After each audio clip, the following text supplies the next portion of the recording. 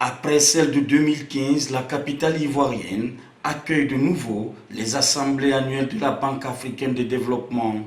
Ce rendez-vous économique majeur est rehaussé de la présence de plusieurs chefs d'État.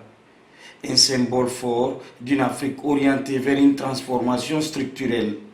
Pour y arriver, il est donc urgent pour les pays de faire face aux grands défis mondiaux de ces dernières années. Le contexte global, c'est que nous avions une vision d'importance systémique de l'intervention de la BAD dans les pays membres.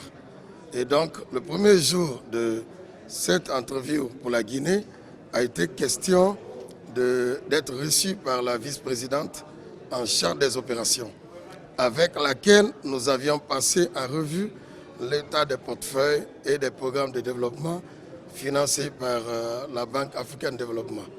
À ce niveau, il est important de souligner que la Guinée fait partie aujourd'hui des pays les plus performants en matière de taux de décaissement. Et le taux de décaissement donc, de l'ensemble de nos projets sont aux alentours de près de 50%. Et pour un encours global de 750 millions de dollars. Ça, c'est une performance, c'est une évolution. Une signature de coopération, elle témoigne les relations de partenariat entre la Guinée et Eximbank.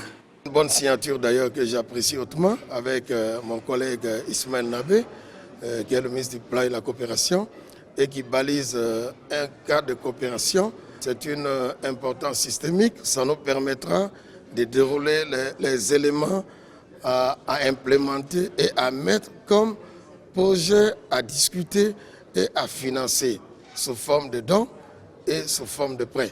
Les assemblées sont des occasions pour les institutions pour faire le bilan des activités et procéder à l'élaboration d'une perspective, ce afin d'avoir une visibilité sur les programmes à venir. L'autre fait marquant de cette 60e assemblée, c'est l'élection d'un nouveau président à la tête de l'institution.